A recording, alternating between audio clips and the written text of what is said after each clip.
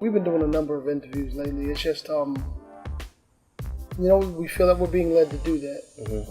And that's something that wisdom will teach you as well. Is you got to stop trying to figure out, why the Father's leading you and what the Father expects to get out of you. You just got to do what you're told to do. So we've been led to do things like this. Right. And more so, I've been led. And I'm going to say this because, man, Ak has been saying we need to do this for years, but I've been telling him, like, we're ready to do that.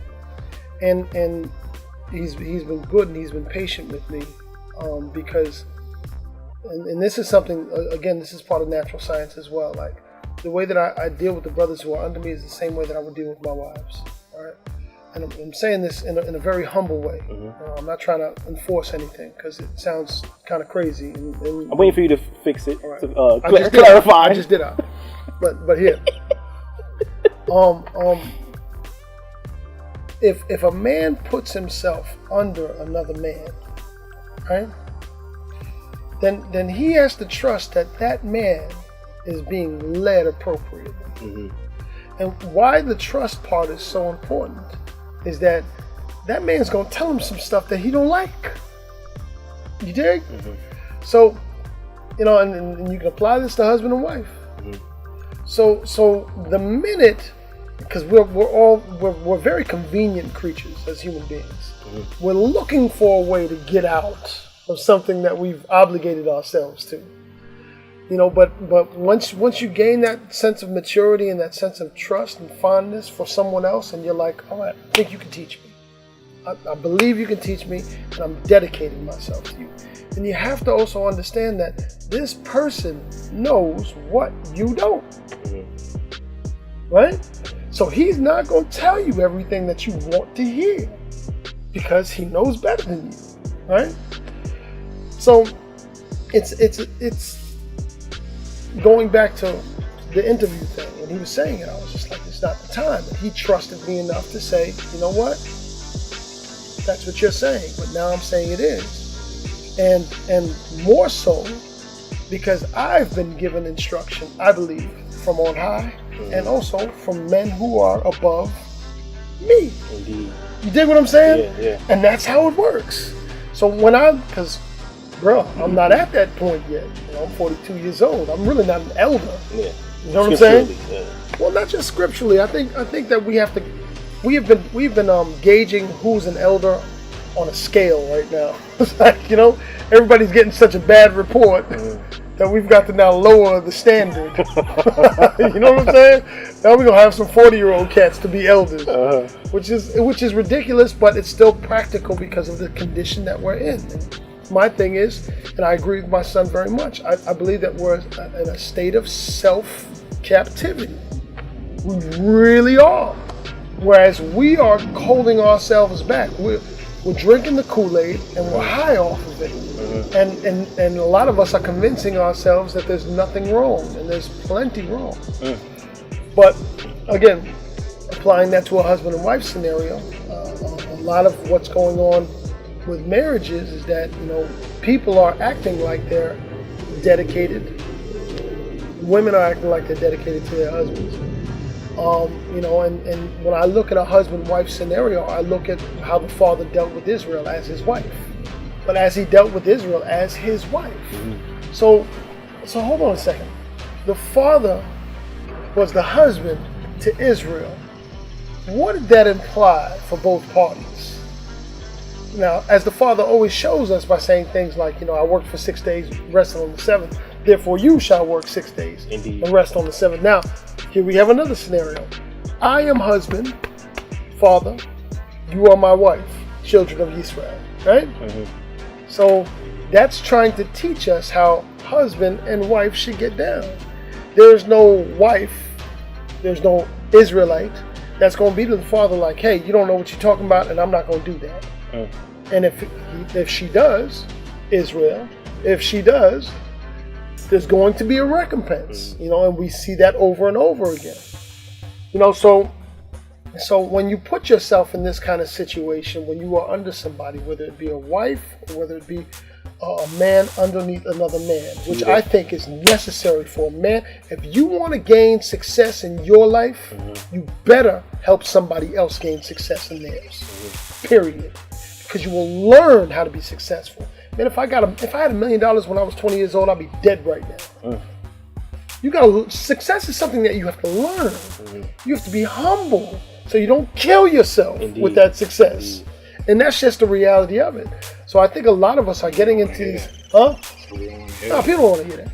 People don't want to hear that. People think that they're gonna do it. They're gonna do it all. This is how we've been trained. We are consumers that are wiser than the product, that are wiser than the seller. But I think a lot of people are getting themselves in these situations and they're not really serious about it. And they don't say to themselves what the most common thing is. Yeah, well, I'm gonna follow my husband. Unless he says something against Torah. It's like, why would you get involved with somebody who you believe it's possible for them to go against? Why? Then you stupid. Yeah. Because you got this in your mind already. I think you need to chill and replan this piece. Yeah. So you need the kind of dedication like, I am going to serve you. I have seen you. I know that you're a good person. I know that you're in a good direction. I know that you will lead me in a good direction. And I will trust you and serve you. And that's the same natural science. That's the same thing that an animal does to its master. That's the same thing I have done to my masters. That's the same thing I require those who deal with me as a master. Same thing I require of my wife, my wives. Doesn't matter. So people have to put themselves in that kind of mindset. All right. We're an agrarian people, right? Wrong. We're not. We are westernized people. We are Americans. Okay. That's what we are. We have to get in tune with that reality. We're Americans. We don't know nothing about natural nothing. Even our application of natural science, we're gonna read with American westernized eyes, ears, and a mouth. It'll be skewed. That's what we're going to do. All right. And let me tell you something. I'm not anti-American at all. I am gaining my wealth and the wealth of my family through American ways. So I'm cool with that. But I also realize something else, that I serve natural law. And how America is teaching our people, it's not really natural. You know what I'm saying? And when that's spent, what's going on in this melting pot, when it's spent, we're going to have to rely on our Father to help us with these natural ways. So we have to be practical, at the same time we have to be set apart. And it's a fine line. It's a very, very fine line. But the biggest thing is going to be destruction of self. The biggest thing is going to be that you need to lose your, $80,000 car, your $500,000 house, and I've done that. And you need to take your butt to a field where you have no resource that's familiar to you. And you need to serve. You need to serve. And see, this is the thing. When people say things like, this is, let's say it's not a religion, it's a way of life. BS. You cannot say it's not a religion, it's a way of life, and not follow the way of life. Right.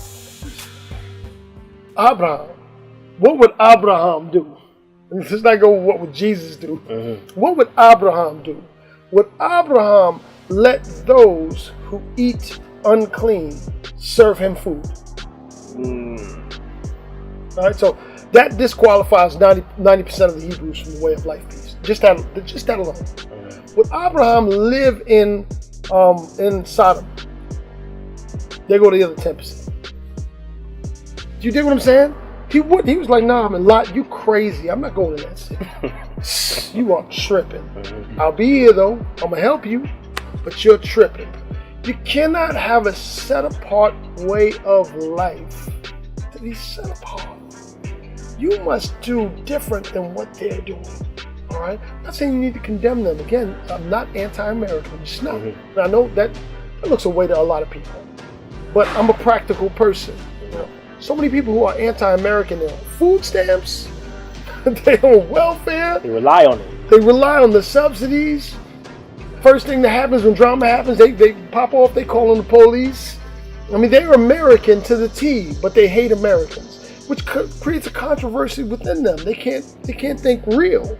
They're not real. And that's why when you're trying to convince somebody or trying to talk to somebody practically, and you're like, why aren't they getting it? Because they're lying to themselves. It's just the reality of it.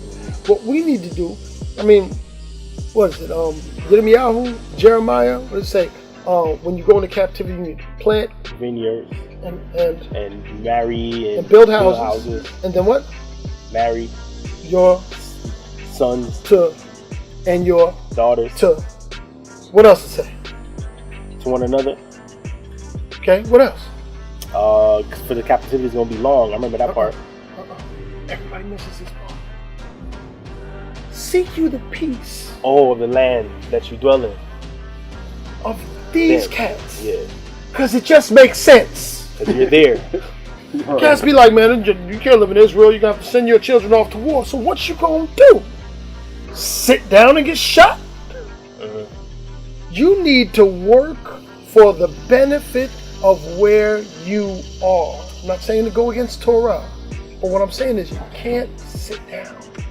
You have to be active and proactive. Definitely been enjoying this dialogue with y'all. I think we're going to go ahead and wrap it up with these last few questions. One of them being, do you feel every Hebrew that's here now? Because we all want to, like you said, you felt how a lot of the community comes towards you.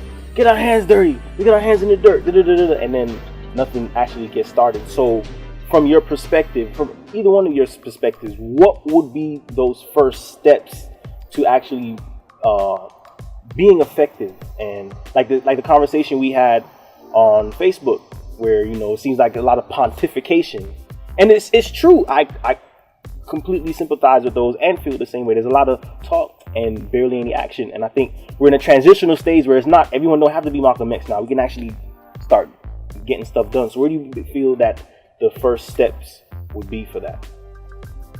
And do you feel that everyone is going to have to do this through agriculture? I want to say yeah. And the reason I want to say yeah is because agriculture is the lane that we are less involved in. So in my perspective of that, it gives us a broadened lane to jump into because we're just missing from it altogether. And from what I've experienced with just our customers, when they see our ethnicity, when they see our youth, it forces them to want to involve themselves. It forces them to want to buy from us, to support. The ones that actually come and see the work. I ain't talking about the social media, but you got those out there in the social media world that still support to a degree. But when people around the community see us in motion, see us in action, they want to support more. So I think agriculture is one of the better lanes because of the food desert that's existing now. You know what I'm saying? We'll trust ourselves with it better. You know what I mean? When you run into somebody that's talking about food and you kind of tell he's really into it, whether he really know what he's talking about or not, you want to trust that he know what he's talking about. Like, that brother took effort in a lane that there are less of us in. So you kind of want to believe that he knows what he's talking about. But to me, that creates a broadened avenue for us. So I'm going to say yes to agriculture. Okay. I could not stress more enough that health is the most important thing in your life. No matter what your job is, no matter where you've been pulled in your life, the experiences that you had, your health is top priority.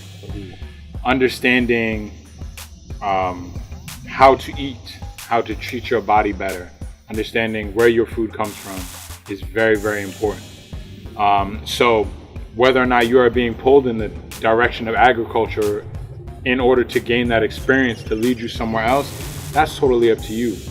I would impress upon everybody that you need to come out, understand who grows your food. Stop going fast food, stop eating fast food, stop eating poison, stop filling your body up with poisons. People wonder why they can't think straight. It's because your body's not right.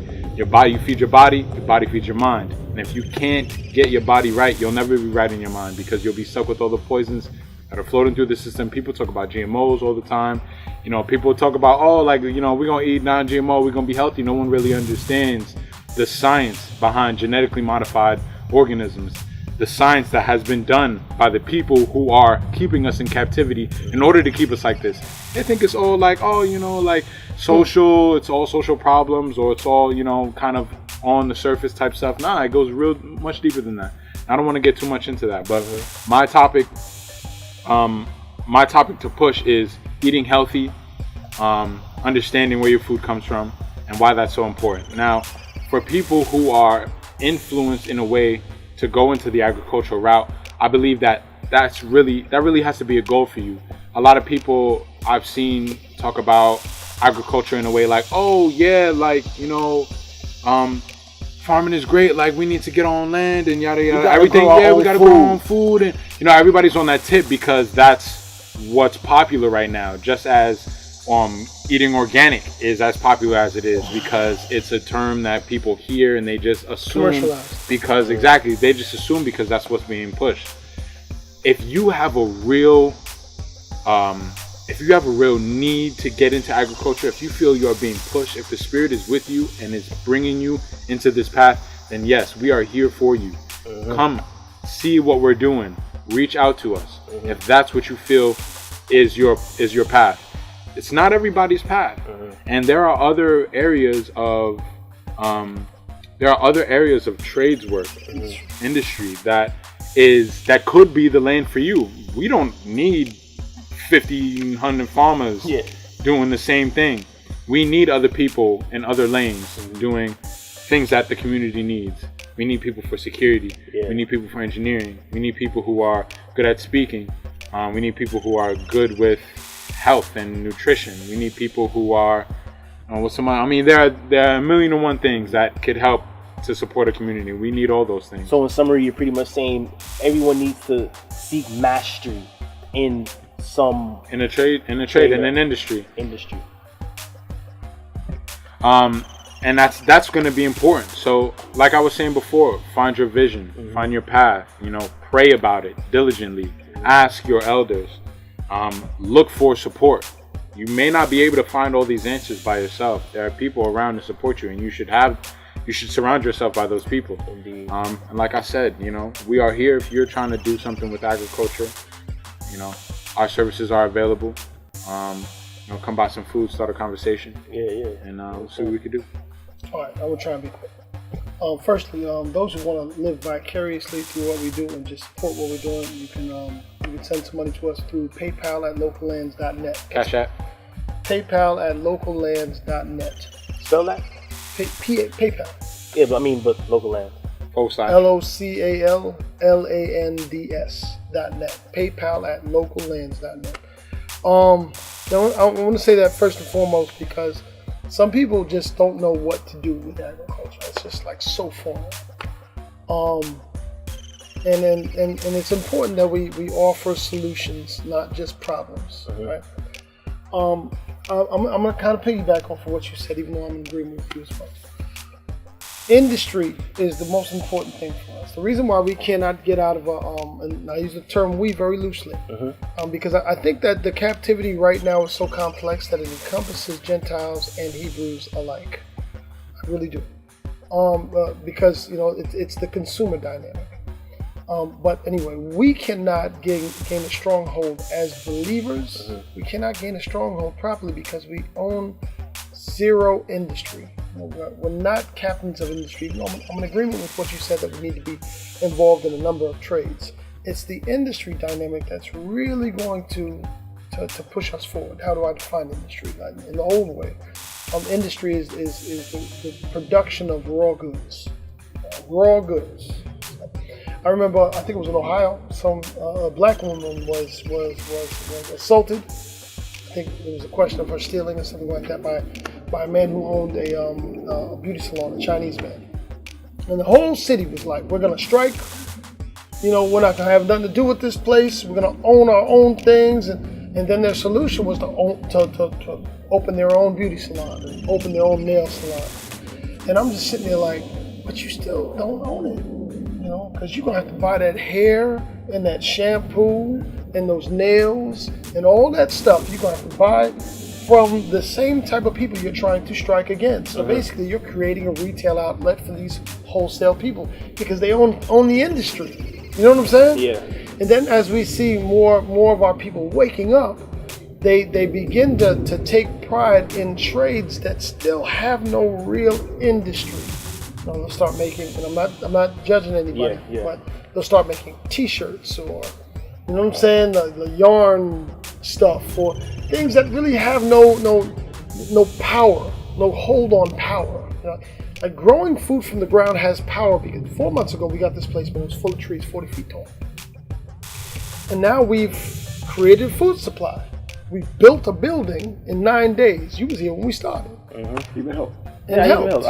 And come on, don't be selfish.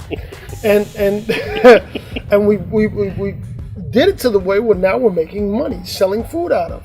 And not for nothing. I mean, the head of this organization is not graduated from high school. So this is an opening. It's a field where we can start to take advantage of, where a person can make something from nothing. Steel workers, miners, mechanics, engineers, things like this. You understand what I'm saying? Yeah. Where, see, we teach all these things. We teach electric, we teach plumbing, we teach carpentry, we teach everything here. Everything that a person can actually become self-sustainable in. That's so important. You understand what I'm saying? People were talking about buying a town. How you gonna buy a town? You don't even know how to hinge a door. You can't even grow a tomato.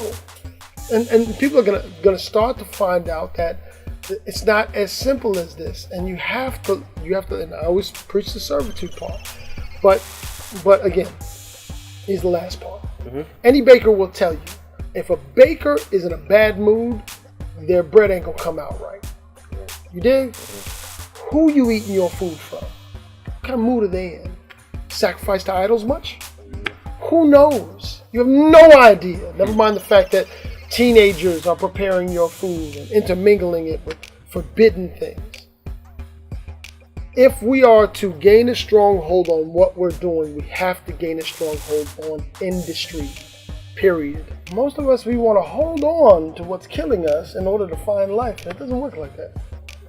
Life and death don't work together. They're not on the same team. You know, so you gotta let go of that, and you gotta grab onto this. So when we're talking about people, and what do people gotta do? People may have to die. They have to kill whatever's killing them within themselves.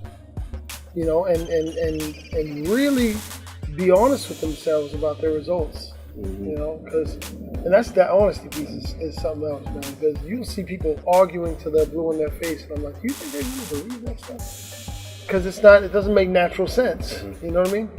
So I don't even remember what we were talking about a second ago, but that's the gist of that. And as we begin to wrap our interview up and come to our closing statements, you know, was there anything you would want to let the Hebrew community know as far as moving forward from here on out? Well, let me take this one. We are involved in several endeavors that I think need to be more mainstreamed amongst the conscious, quote-unquote, community. And one of the things that I'm most proud of is our membership in RTA, Righteous Trees Assembly. It's a group of elders who are all proactive, who all have careers and trades, one way or another. All the men have 10 years or more experience in these particular trades, and what we're doing, it's not so much of this is a ruler of this, or because that's how a lot of camps are set up like that, and if it works for them, then it works for them. But I think there needs to be a refreshing of how we do things, right? And especially like when you see like here's a couple of questions, like who took over for Martin Luther King? Nobody really. How about Malcolm X? We just all adopted their teaching. Marcus Garvey. And here's real touchy. It might be controversial. Who's taking over for Ben Ami? See, the thing that I think that's happening, especially in the Hebrew community, is that the vanity, it takes such a strong hold on us that it's like we're going to live forever.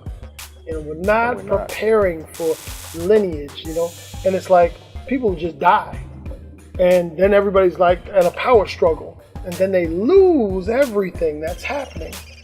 Everything that's been taught.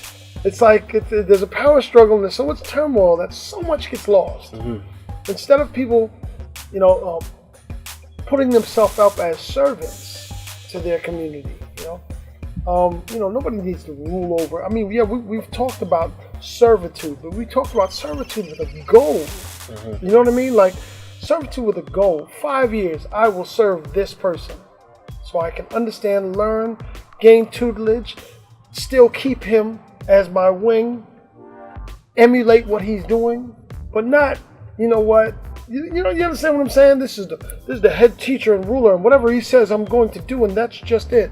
And we have we have such a contradiction in what we're supposed to be doing right now, and it's not helping. So RTA, and I hope I explained that properly. RTA, Righteous Trees Assembly, is a group of elders who, we have accountants, we have marketers, we have livestock professionals. We have brothers that specialize in family infrastructure and do so for a living. Right? We have brothers that are burial experts and cultural experts, Hebrew cultural experts in these fields. And how we have set this up is, aside from helping young men prepare themselves for being husbands, helping them find mates, which is something that's very necessary in our community.